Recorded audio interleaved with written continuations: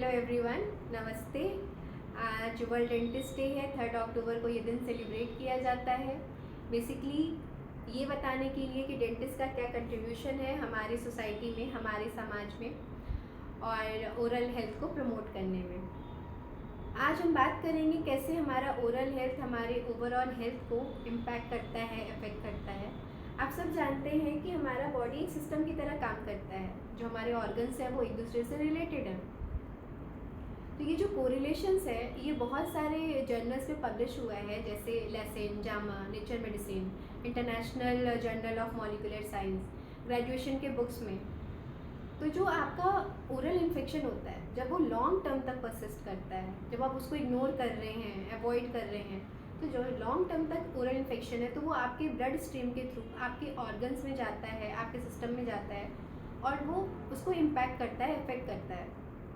जैसे digestive health में, heart में, डायबिटीज़ में लिंक देखा गया, डायबिटीज़ में भी, और रिस्पायरेटरी इन्फेक्शन में।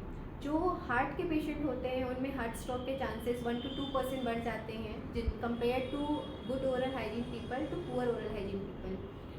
जिनके पुअर ओरल हाइजीन है उनमें 1 to 2% बढ़ जाते हैं चांसेस।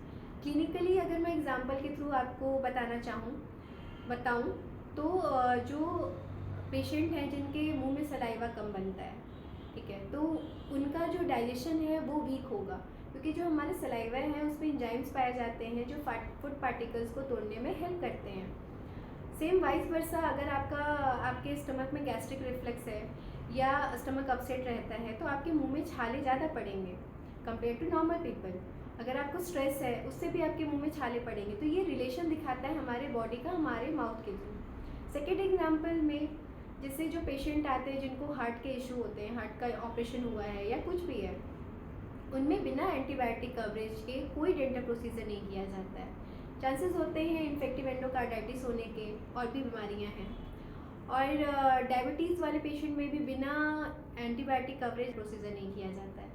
ये मैं आपको बता रही हूँ ताकि आपको समझ में आए कि ये कोरिलेशन है। इसलिए हमें बहुत ज़रूरी है कि हम ओरल हाइजीन को मेंटेन करें। सिंपल ब्रश करके आप ओरल हाइजीन मेंटेन कर सकते हैं, फ्लॉस करके मेंटेन कर सकते हैं। इस पर मैंने वीडियो भी बनाया है, चाहे तो आप वो भी देख सकते हैं। होप आपको वीडियो इन्फॉर्मेटिव लगा हो। इस टॉपिक पे अभी के लिए इतना ही। Thank you.